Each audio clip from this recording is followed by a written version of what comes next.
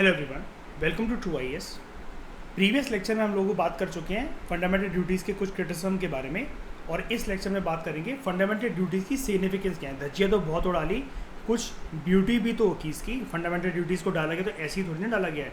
प्रधानमंत्री थी श्रीमती इंदिरा गांधी, पागलपन में या मजाक के लिए तो ऐसे डाल नहीं दिया होगा, या इतना अवेला टाइम तो होगा नहीं उनके पास कि सोरेन सिंह कमेटी को बनाना, उनकी रिकमेंडेशन को संज्ञान में लेना और फंडामेंटल ड्यूटीज़ को as an extension of the part 4A एक चैप्टर बनाकर डाल देना। ठीक है, क्रिटिसिज्म और ऑपोजिशन के बावजूद फंडामेंटल ड्यूटीज़ को सिग्निफिकेंट कंसिडर करा जाता है, और उसके कुछ फॉलोइंग आर्ग्यूमेंट्स हैं उसके लिए, उसके फेवर में। नंबर 1, ये एक नागरिकों के लिए एक रिमाइंडर है कि जब वो अपने राइट्स को एंजॉय कर रहे होते हैं, उनको अपनी ड्यूटीज़ के बारे में भी जो है वो कॉन्शियस रहना चाहिए, जो कि वो कंट्री के लिए वो करते हैं, अपने समाज के लिए वो करते हैं, और अपने फेलो सिटीजन्स के लिए उनको कुछ कुछ ड्यूटीज़ जो है उनको रिमाइंड करवाना ज़रूरी है। फंडामेंटल ड्यूटीज़ एक प्रकार से वार्निंग भी सर्व करते हैं against anti national and anti social activities के।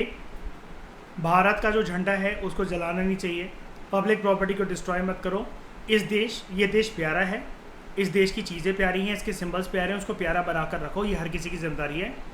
कोई अगर इस ब्यूटी को डिस्ट्रॉय करता है, आवाज़ उठाओ। ठीक है। तीसरी चीज़, ये एक सोर्स ऑफ इंस्पिरेशन की तरह सर्व करते हैं फॉर सिटीजन्स, और उनके अंदर एक सेंस ऑफ डिसिप्लिन और कमिटमेंट को पैदा करते हैं। ये एक फीलिंग क्रिएट करते हैं कि जो नागरिक हैं वो सिर्फ एक स्पेक्टेटर्स नहीं है, वो सिर्फ देख नहीं रहे हैं, ऑब्जर्व नहीं कर रहे हैं, बल्कि जो हमारे नेशनल गोल्स हैं जिसकी वजह से हमारा देश महान बनेगा, उसकी प्रोग्रेस होगी, समाज आगे बढ़ेगा, वो उसके एक्टिव पार्टिसिपेंट्स भी हैं। ये कोर्ट की मदद करते हैं in examining and determining the constitutional validity of a law. कैसे?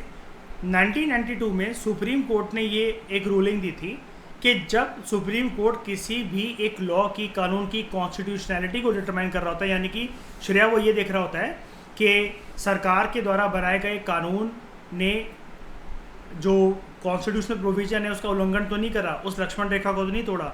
अगर तोड़ दिया होगा तो सुप्रीम कोर्ट क्या यूज़ करेगा, क्या डिक्लेयर करेगा?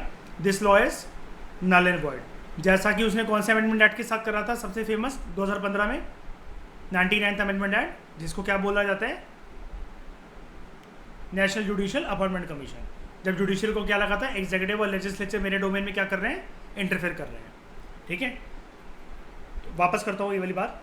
1992 में सुप्रीम कोर्ट ने ये रूलिंग दी कि जब वो एक लॉ की कॉन्स्टिट्यूशनैलिटी को डिटरमाइन कर रहे होते हैं, अगर कोर्ट को ये लगता है that the law in question seeks to give effect to a fundamental duty, तो वो ऐसे लॉ को रीजनेबल मानते हैं। याद है ये वाली बात सुप्रीम कोर्ट ने डीपीएसपी में भी कही थी, हमने पढ़ा था कि अगर सरकार अगर डीपीएसपी को पुश करना चाहती है वो ठीक है, लेकिन दोनों के बीच में बैलेंस रहना चाहिए। ऐसा नहीं इमरजेंसी के टाइम पर, याद है मैंने इस पर पोस्ट इंडिपेंडेंस में पढ़ाया था, श्रीमती इंदिरा गांधी जी यही करती थी कि डीपीएसपी को मैं इसलिए बढ़ावा दे रही हूँ तो फंडामेंटल ड्यूटी की, फंडामेंटल राइट्स की कुर्बानी दी जा सकती है अगर मैं डीपीएसपी को किसी को इम्प्लीमेंट कर रही हूँ तो कोर्ट ने बोला था नहीं, कुर्बानी कुछ नहीं दी जा सकती। हाँ, आप अगर डीपीएसपी को इम्प्लीमेंट करना चाह रहे हो, येस इट इज़ गुड, लेकिन उसके चक्कर में फंडामेंटल राइट्स का तो कुछ नहीं होना चाहिए, क्योंकि fundamental rights are part of the basic structure of the constitution. And basic structure में क्या कभी भी अमेंडमेंट की मदद से या कैसे भी एग्जीक्यूटिव डिसीजन की मदद से कुछ भी हटाया जा सकता है क्या? बिल्कुल नहीं। तो it may consider such law to be reasonable in relation to article 14 equality before law और आर्टिकल 19 6 फ्रीडम्स, और ऐसे किसी लॉ को बचाया जा सकता है from declaring it to be unconstitution, null and void. ठीक है, सेम चीज हमने डीपीएसपी के चैप्टर में पढ़ी थी ना।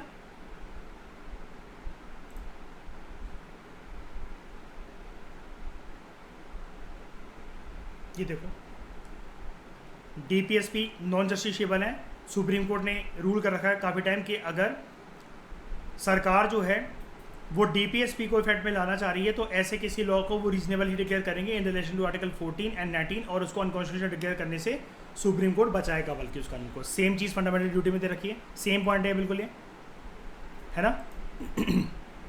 ये चीज़ है। उसके बाद fundamental duties are enforceable by law. Parliament जो है, मतलब इसकी सिग्निफिकेंस बेसिकली कैसे कि कुछ कुछ फंडामेंटल ड्यूटीज़ जो हैं वो लिख रखी हैं। अभी हमने क्या पढ़ा था, दे आर नॉन एनफोर्सेबल, है ना, नॉन जस्टिसेबल। लेकिन यहाँ पर कुछ कुछ फंडामेंटल ड्यूटीज़ जो है उनको ऐसा कुछ नहीं है कि हम लोग उनको एनफोर्सेबल नहीं बना सकते, उसके लिए पेनल्टी प्रोविजन वगैरह कुछ नहीं लेकर आ सकते। यार देखो आज के समय में हम लोग इस चीज़ को डिनाई नहीं कर सकते श्रेया कि इस चीज़ को प्रोटेक्ट करना बहुत ज़्यादा इम्पॉर्टेंट हो गया है because of a one phenomena,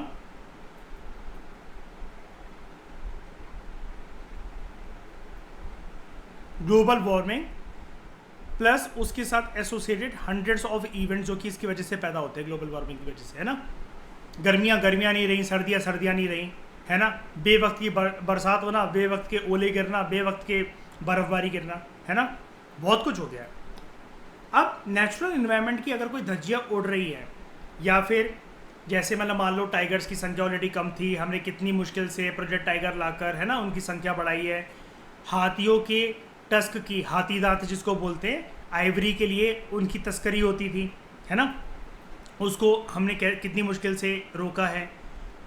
हाथियों की काउंटिंग करना, टाइगर ये जो प्रोजेक्ट जो एलिफेंट है वो लेकर आना, ये सारी जितनी ये चीज़ें हैं हमने जो इन्वायरमेंट को बचाने के लिए और ये सो कर रखी हैं। फिर नेशनल हेरिटेज साइट हमारे लिए कितना इंपॉर्टेंट होता है। तो अगर लोगों को ड्यूटी समझ में नहीं आ रही तो उसके लिए पेनल्टी प्रोविजन नहीं बनाया जाएगा क्या? बिल्कुल। हिंदुस्तान का आदमी एक चीज़ आप जानते हो कि कहीं पर भी राह चलते हो थूक देता है वो, ही और शी स्पिट्स एवरीवेयर। इसके लिए कोई पीनल प्रोविजन नहीं है ना। We can take inspiration from Singapore. Singapore में श्रेया च्युइंगम बैन है। अगर आपके पर्स से, बैग से च्युइंगम पकड़ी गई, या अगर आप कहीं पर भी देश में कहीं पर भी अगर आप थूकते हुए पाए गए, इतनी बड़ी पेनल्टी लगेगी आपके ऊपर, आप जिंदगी में कभी अपने वॉश बेसिन में भी नहीं थूकोगे। ओनली कंट्री जहां पर पता है सबसे ज़्यादा क्या कहते हैं गंभीर एक वो पेनल्टी है आपके थूकने के ऊपर। अब एक बताओ, वो लोग अपने एनवायरनमेंट को बहुत माइन्यूट तरीके से गवर्न कर रहे हैं, रेगुलेट कर रहे हैं ना, देख रहे हैं ना, उसकी निगरानी ऐसे ही है। फंडामेंटल ड्यूटीज ऐसा नहीं कहना चाहिए कि दे आर नॉट एनफोर्सेबल। बनाई जा सकती है एनफोर्सेबल, अभी नहीं है, ऑब्वियस ही बात है, लेकिन बनाई जा सकती है अगर लगेगा श्रेया के वक्त और परिस्थिति और हालातों के हिसाब से लोगों को किसी चीज़ की जिम्मेदारी नहीं आ रही और उस चीज़ को प्रोटेक्ट करना बहुत इंपॉर्टेंट हो गया, चाहे वो एनिमल्स हो, flora fauna, environment, national monuments, या फिर अब एक देखो ना, औरतों की डिग्निटी को प्रोटेक्ट करने के लिए ये बोला गया fundamental duty may not God do so. ऐसा कोई केस कभी सुनने को मिले किसी को, भगवान ना करे, लेकिन harassment, molestation, rape, acid attack होते हैं तो क्या इसके लिए कानून नहीं है गंभीर तरीके से? बताना ज़रा। नहीं है। निर्भया के दोषियों को मौत की, ये फांसी की सज़ा नहीं हुई क्या? फंडामेंटल ड्यूटी नहीं रियलाइज हो रही थी लोगों को तो बना दिया ना पार्लियामेंट ने कानून स्ट्रिक्ट तरीके से। और औरतों के मुद्दों के साथ डील करने के लिए आपको ये भी पता होगा, मैंने बीच में आपको बताया था, दिल्ली में there is a concept of fast track courts, जल्दी वहाँ सुनवाई हो। इसको बोला जाता है श्रेया, जैसे औरतों का केस जैसे डिले ना हो, उनको इंसाफ जल्दी मिले, या सिर्फ औरत नहीं, मतलब बहुत सारे थे केसेस तो, लेकिन ये प्रोमिनेंटली आइडिया ना निर्भया के केस के बाद आया था, इसको बोला जाता है फास्ट ट्रैक कोर्ट्स। ये चीज़ याद रखना, ठीक है। तो parliament can provide for the imposition of appropriate penalty and punishment for the failure to fulfil any of them. कैसे? एक कानून बनाकर। HR गोखले जो उस टाइम पे लॉ मिनिस्टर थे, इन्होंने कुछ रीज़न दिए कि हमने क्यों फंडामेंटल ड्यूटीज़ को इनकॉर्पोरेट कर रखा है संविधान के अंदर आफ्टर 26 ईयर्स ऑफ इस इनॉग्रेशन। मतलब उस टाइम पर 26 साल हो गए थे कॉन्स्टिट्यूशन को आए हुए। इन पोस्ट इंडिपेंडेंट इंडिया इनका ये कहना था, particularly on the eve of emergency in June 1975, a section of the people they showed no anxiety to fulfill their fundamental obligations, कि वो लीगल ऑर्डर की रिस्पेक्ट करें। जो ये प्रोविजन था on the chapter of fundamental duties, इसका एक काफ़ी सारा ऐसा ही इफेक्ट था कि लोग जो हैं जो एंटी नेशनल होते जा रहे हैं या अनकॉन्स्टिट्यूशनल एजिटेशन करते चले जा रहे हैं, उनको रोका जाए बेसिकली, क्योंकि आप लीगल ऑर्डर कोई नहीं मान रहे, उसकी रिस्पेक्ट नहीं कर रहे हो। सरकार ने कुछ बोला कि आपातकालीन की स्थिति में, इमरजेंसी की सिचुएशन में आपको ऐसा ऐसा नहीं करना है। 6 बजे के बाद मान लो फॉर एग्जांपल सरकार ने बोला घर से बाहर नहीं निकलना है, गोली मार दी जाएगी, कर्फ्यू चल रहा है, लेकिन सरकार ने बोला, ये नागरिकों ने बोला सरकार तो पागल है, नहीं है, ऐसा वैसा नहीं है, तो ऑब्वियस ही बात है फिर किसी न किसी चीज़ के लिए तो वो तो करना ही पड़ेगा ना, लीगल प्रोविजन तो लाने ही पड़ेंगे। तो बड़ी सारी फंडामेंटल ड्यूटीज़ के केस में जो है वो लॉ आ गया। अब जैसे आपको पता है, मैं आपको एक बात बताता हूँ, देयर आर एनिमल स्पीशीज जिसको आप मार नहीं सकते। सलमान खान की जिंदगी के 1 से 1.5 डिकेड इसलिए खराब हो गए ना, काले हिरण का शिकार करा था उसने, ब्लैक बक। तो अब एक बार बताओ, एनिमल्स की रिस्पेक्ट करनी चाहिए, फ्लोरा एंड फौना की रिस्पेक्ट करनी चाहिए, ये एक फंडामेंटल ड्यूटी है कि नहीं है? लेकिन जिनको रियलाइज नहीं हो रही थी तो उसके लिए कानून के तहत उसकी लंका भी लगी ना अच्छी खासी। बात वो है। आप ये कह सकते हो कि यार मैं तो सिलेक्ट हो गई, कैंडिडेट बन गई और वो करके अब मैं लवासना की ट्रेनिंग से जो हिमालयन ट्रैकिंग पे जाऊंगी तो वहाँ से आप वाइट टाइगर को मार के ले आओ, इसकी खाल पहना करूंगी मैं, मी IAS ऑफिसर, मी IAFS ऑफिसर, कुछ नहीं होगा आपके खिलाफ। बिल्कुल होगा। यहाँ पर हाँ ठीक है। Shrimati Indira Gandhi ji, the then prime minister, she justified the inclusion of fundamental duties in the constitution, और उन्होंने आर्ग्यू करा कि इनका जो इंक्लूजन है इसकी वजह से डेमोक्रेसी जो है वो मजबूत हुई है। उनका ये कहना था जो मॉरल वैल्यू जो एंशाइंड है फंडामेंटल ड्यूटीज़ के अंदर, it would be not to smoother rights. ऐसा नहीं है कि इसकी वजह से जो आपके राइट्स हैं वो और हल्के पड़ गए, वो और स्मूथ तरीके से वर्क करने लगेंगे। उन्होंने कहा इसका उससे कुछ लेना देना नहीं है, बट हम एक डेमोक्रेटिक बैलेंस इस देश में लाना चाहते हैं, लोगों को उनके ड्यूटीज़ के बारे में कॉन्शियसली अवेयर करवाकर, जितना वो अपने राइट्स के बारे में अवेयर है। क्योंकि देखो ना, उनका ये कहना था लोगों को ये तो पता है कि इस पर्सन ने हमारे राइट को ब्रीच कर दिया, पुलिस ने हमारे साथ ऐसा कर दिया तो हमें कोर्ट चले जाना है इंसाफ मांगने के लिए, तो कुछ ड्यूटीज़ भी तो रियलाइज करो फिर अपनी, है कि नहीं? ये चीज़ है। क्योंकि एक इंसान जो कि विक्टिम है तो कोई ना कोई फिर एक एक्यूज भी होगा अब इसमें कि नहीं होगा बताओ? तो जिसने जुर्म को इनिशिएट करा है, जिसकी वजह से घटना हुई है, वो जुर्म हुआ है, तो यानी कि वो पर्सन अवेयर नहीं था अपनी ड्यूटी के बारे में, किसी और को भी उसने हार्म करा और अब खुद को भी फंसा लेगा कानूनी लफड़ों में, है ना? तो ये अवेयर करवाना है उनको। पार्लियामेंट के अंदर जो अपोजिशन था उसने स्ट्रांगली अपोज करा कि फंडामेंटल ड्यूटीज़ को संविधान के अंदर इंक्लूड करना कांग्रेस गवर्नमेंट के द्वारा एक बेवकूफ़ी है। लेकिन जब नई जनता पार्टी जनता गवर्नमेंट आती है इमरजेंसी के बाद, जिसको हेड कर रहे थे श्री मोरारजी देसाई जी, पोस्ट इमरजेंसी के पीरियड में, उन्होंने फंडामेंटल ड्यूटी को ऐसा नहीं था कि हटा दिया, उनकी सरकार ने डिड नॉट एनएल का मतलब है ऐसा नहीं था कि उनको हटा दिया फंडामेंटल ड्यूटीज़ को। नई जो गवर्नमेंट थी उन्होंने बोला it's sought to undo many changes introduce in the constitution. उन्होंने तो सिर्फ वो चीज़ें हटाई थी, याद है ना, मिनी कॉन्स्टिट्यूशन के अंदर जो दे रखी थी 42nd अमेंडमेंट एक्ट के अंदर, कैसे 43rd और 44th अमेंडमेंट एक्ट को लाकर। ये चीज़ ये शो करता है that the eventual consensus on the necessity and desirability के फंडामेंटल ड्यूटीज़ को जो इंक्लूड करा गया था उसको आगे वाली सरकारों ने भी बरकरार रखा, स्पेशली जनता गवर्नमेंट ने, जो कि जस्ट इमीडिएट नेक्स्ट सरकार थी, है ना। कांग्रेस की गवर्नमेंट ही तो शरिया फंडामेंटल ड्यूटीज़ को लेकर आई थी, नेक्स्ट सरकार चाहती तो हटा सकती थी, लेकिन उन्होंने सिर्फ वही चीज़ें हटाई जो कि इंदिरा गांधी जी ने इस मिनी कॉन्स्टिट्यूशन के अंदर यानी कि 42nd अमेंडमेंट एक्ट के अंदर डाली हुई थी, और जो भी चीज़ें देश के लिए ठीक नहीं थी। जैसे आपको याद होगा, आपने पढ़ा होगा, प्रेसिडेंट का टेन्योर बढ़ा दिया गया था, प्राइम मिनिस्टर का टेन्योर बढ़ा दिया गया था, आप किसी चीज़ को सुप्रीम कोर्ट में चैलेंज नहीं कर सकते, ऐसा नहीं कर सकते, वो चीज़ें हटाई गई, ठीक है। और ये चीज़ ऐसे भी हम लोग कह सकते हैं कि आने वाले टाइम के अंदर एक और फंडामेंटल ड्यूटी ऐड करी गई थी, और उन 10 ओरिजिनल ड्यूटीज़ को बरकरार रखा गया था इन 2002 बाय 86 अमेंडमेंट एक्ट। और ये क्या था? एजुकेशन प्रोवाइड करना हर एक बच्चे को फ्रॉम 6 to 14 ईयर्स। उसके बाद वर्मा कमेटी की कुछ ऑब्जर्वेशन। एक वर्मा कमेटी बनाई गई थी साल 1999 में on fundamental duties of the citizen. उन्होंने ये आइडेंटिफाई करा कि जो लीगल प्रोविजंस है ना एग्जिस्ट करते हैं कुछ फंडामेंटल ड्यूटीज़ की इम्प्लीमेंटेशन के लिए। अब ये आपको हेल्प करेगा, जैसे हम लोग अभी तक बोलते हुए आ रहे हैं ना श्रेया के फंडामेंटल ड्यूटीज़ एनफोर्सिबल नहीं है, वो नहीं है, लेकिन मैंने आपको क्या बोला, कुछ ड्यूटीज़ को अगर रियलाइज़ नहीं करेंगे ना सिटीजन, जूता मार के उनको रियलाइज़ करवाया जाएगा कि आप कैसे हट कर सकते हो नेशनल मॉन्यूमेंट को, हेरिटेज साइट्स को, पर्यावरण को, औरतों की डिग्निटी को कैसे हट कर सकते हो। अब आप अगर ये भी कहते हो कि नहीं, लोगों को रियलाइज़ हो जाएगा कि एक दिन औरतों की इज्जत करनी है, वो नहीं होगी, क्योंकि कुछ लोग जूताखोर होते हैं, तो उनको वो ये है ना कि लातों के भूत बातों से नहीं मानते। तो इसके लिए देखो वर्मा कमेटी ने ऑब्जर्व करा कि ऐसा नहीं है कि फंडामेंटल ड्यूटीज़ जो है उनके लिए कुछ लीगल प्रोविजन नहीं है। अगर आप वो ड्यूटी वो फुलफिल नहीं करते तो उसकी वजह से हो सकता है किसी के जीवन के ऊपर या फिर देश में कुछ गंभीर परिस्थितियाँ पैदा हो जाएं, तो उसके लिए कुछ there are certain legal provisions. Number 1, prevention of insults to national honour act. ये कहता है कि आपके खिलाफ पेनल्टी लग सकती है, आपको जेल टर्म हो सकती है अगर आपने डिसरेस्पेक्ट करा संविधान का, संविधान की किताब का, नेशनल फ्लैग का और नेशनल एंथम का। हो सकता है कि नहीं हो सकता? अभी आपकी ड्यूटी है, फंडामेंटल ड्यूटी कि आप कॉन्स्टिट्यूशन को रिस्पेक्ट करो, उसके प्रोविजन को रिस्पेक्ट करो। लेकिन शायद जस्ट इमेजिन अभी आप यहाँ से 8 बजे निकलो, संविधान की एक बुक लो, जलाओ उसको पेट्रोल डालकर बीच चौराहे पर गुरुग्राम में, या नेशनल फ्लैग की डिसरेस्पेक्ट करो।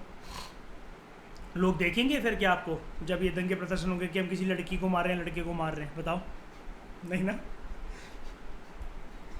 उसके बाद वेरियस क्रिमिनल लॉज जो हैं they are in force which provides for punishment, कि अगर आपकी ज़बान, आपने कोई ड्राइंग बनाई है या आपने कुछ कह दिया जिसकी वजह से different section of the people के बीच में अगर आप कोई एक नफरत भरी भावना पैदा करते हो on the grounds of language, race, place of birth, धर्म या सो ऑन, तो इसके लिए आपको क्रिमिनल दोषी करार दिया जा सकता है लॉ के तहत। ठीक है,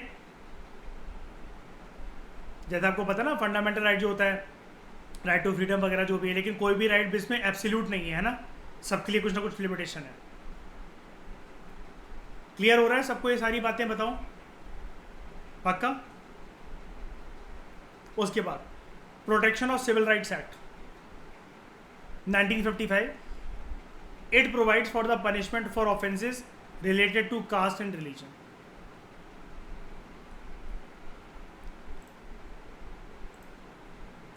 ये एक्ट जो है इसको पहले बोला जाता था अनटचेबिलिटी ऑफेंसेस एक्ट 1976।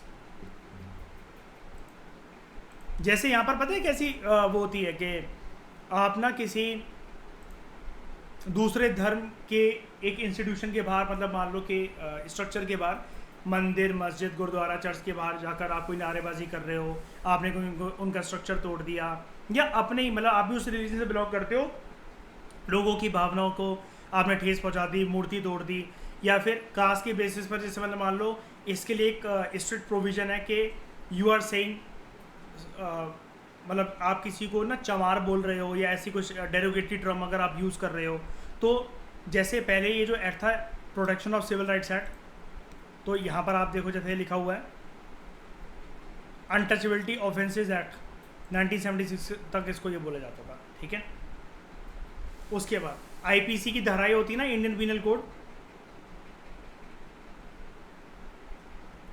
अगर आप कोई भी ऐसी चीज़ करते हो, आपकी कोई भी ऐसी एक्टिविटी है जिसकी वजह से आप, ये इम्प्यूटेशन क्या होता है और एजर्शन, आपकी बेसिकली कुछ प्रकार ऐसी हरकतें जिसकी वजह से कोई जो नेशनल सिंबल्स वगैरह वो क्या कहते हैं, आप उनकी डिग्निटी को हर्ट कर रहे हो, लोगों की भावनाओं को हर्ट पहुंचा रहे हो, और नेशनल इंटीग्रेशन के ऊपर वो खतरा है, तो उसको पनिशेबल ऑफेंस माना जाएगा। आईपीसी की धारा के तहत आपके खिलाफ केस रजिस्टर हो सकते हैं, जैसे हम लोग कहते हैं ना इसमें आईपीसी की धारा के इस तहत 420 आपके ऊपर लगती है, 307 लगती है, 302 लगती है ना, ऐसे करके। उसके बाद यूएपीए, इसको कहा जाता है Shreya, UAPA unlawful activities prevention act of 1967, ये बेसिकली प्रोवाइड करता है for the declaration of communal organisation as unlawful association. अगर आप कोई एक ऐसा ऑर्गेनाइजेशन बनाते हो which is of the nature of communal organisation, जिसकी वजह से आप दूसरे कम्युनिटी को टारगेट करने के लिए या फिर किसी और के रिलीजियस एक्टिविटीज़ को रोकने के लिए कि तुम यहाँ से रैली नहीं निकालोगे, ऐसे नहीं करोगे, और आप रेवोल्यूशनरी टेंडेंसी के साथ समाज में वर्क कर रहे हो, तो उसको अनलॉफुल डिक्लेयर कर दिया जाएगा। ठीक है, उसके बाद RPA representation of people act, पहले श्रेय याद रखना, आरपीए 1950 चलता था, 1951 चलता है। ठीक है, इसके बीच में डिफरेंस मैं बताऊंगा डेडिकेटेड चैप्टर से लक्ष्मीकांत के एंड में। रिप्रेजेंटेशन ऑफ पीपल एक्ट 1951 जो है, इट प्रोवाइड्स कि जो एमपीज़ हैं वो डिस्क्वालीफाई हो सकते हैं, या जो एमएलएज और एमएलसीज हैं वो भी डिस्क्वालीफाई हो सकते हैं अगर वो किसी ऐसी करप्ट प्रैक्टिस के अंदर इंडल्ज होते हैं कि वो वोट मांग रहे हैं on the grounds of religion, या फिर अगेन वो हेटेड प्रमोट कर रहे हैं between different section of the people on the grounds of caste, race, language, religion and so on. तो उनकी सीट जो है पार्लियामेंट या लेजिस्लेटिव असेंबली और लेजिस्लेटिव काउंसिल के अंदर जा सकती है। उसके बाद आप एनिमल्स को हर्ट नहीं कर सकते, तो इसके लिए है, और क्या कहते हैं, animals as well as plants को wild life protection act of 1972 it prohibits trade in rare and endangered species. ठीक है, इसके बारे में डोंट वरी, हम PMFIS में पढ़ेंगे ये पूरा का पूरा जो एक्ट है। ठीक है, अभी जो एनवायरमेंट वाली बुक है। उसके बाद फॉरेस्ट कंजर्वेशन एक्ट ऑफ 1980, पर्यावरण को आप नुकसान ना पहुंचाओ। It checks the indiscriminate deforestation and diversion of forest land for non forest purposes. याद है मैंने आपको एक केस बताया था, जैसे फॉर एग्जांपल रेड सेंटर्स का केस,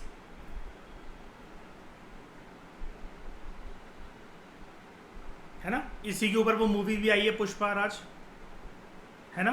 तो वो अगर आप ऐसे लकड़ियों को तोड़ने जाते हो, कुछ भी करते हो, और वहाँ पर इंडियन फॉरेस्ट सर्विस ऑफिसर्स जो हैं या उनकी जो टीम है, अगर वो ये बोलते हैं कि नहीं आपका यहाँ पर आना इन जंगलों के अंदर इट इज़ प्रोहिबिटेड, तो आपको शूट भी करा जा सकता है।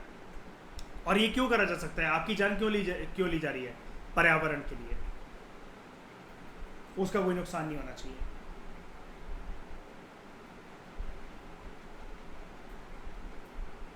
समझ रहे हो?